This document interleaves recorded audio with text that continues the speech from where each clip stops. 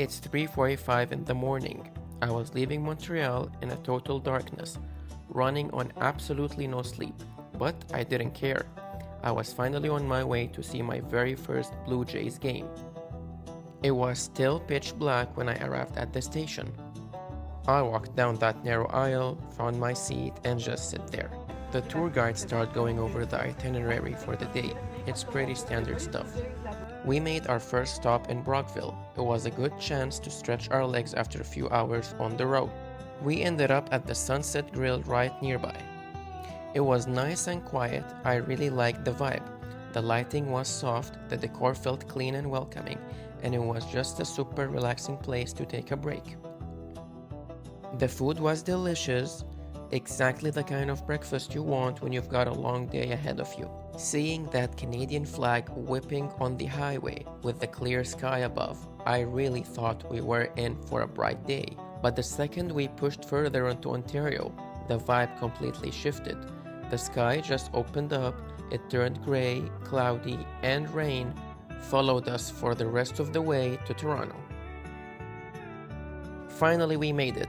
There's always a different kind of energy when you step off the bus and realize you're actually in the middle of the city. We spent some time just walking around this beautiful city, enjoying the view, and actually the weather was a bit cinematic. It gave a character to what we were watching through. As you can see the sky with the skyscrapers, it felt amazing. And of course, it's always impressive to see the CN Tower up close. We decided to grab a quick bite at the Lucky Clover to get ready for the match. It's a great spot, really nice atmosphere, cool decor, and the bar setup was perfect. It was the right place to sit down, have a drink, and just soak in the pre-game vibe before heading to the stadium. We made our way toward the stadium, and the rain didn't let up, but honestly, it didn't really matter. Walking in and seeing the field for the first time while it was still empty, that was a cool moment.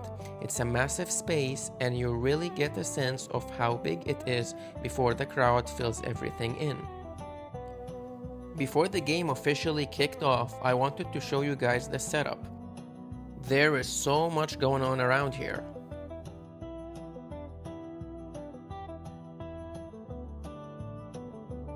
All the bars and spots packed with fans. The massive cameras getting everything ready for the broadcast. And of course, the official Jays shop.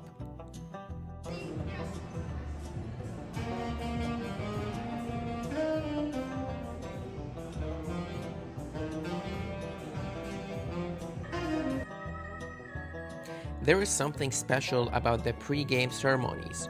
Hearing both anthems back to back, the whole stadium just kinda stops and takes it in.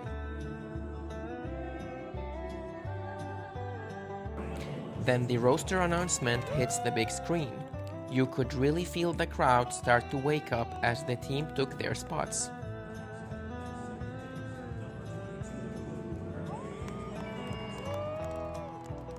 The game itself was fast-paced. It was cool to see the plays live and get a feel for the speed of everything from the stands.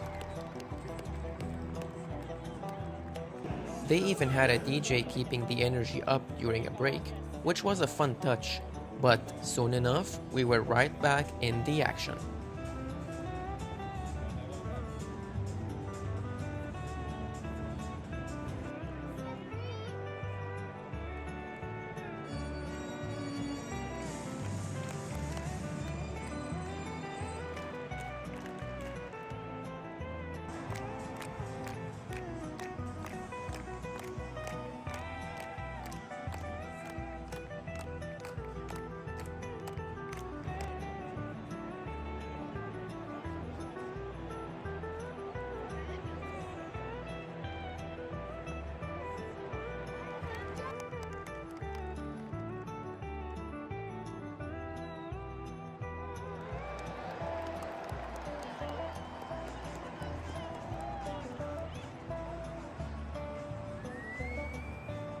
Then, the final stretch. Seeing that score hit the board and watching the Blue Jays secure the 5-3 win, the whole place just erupted.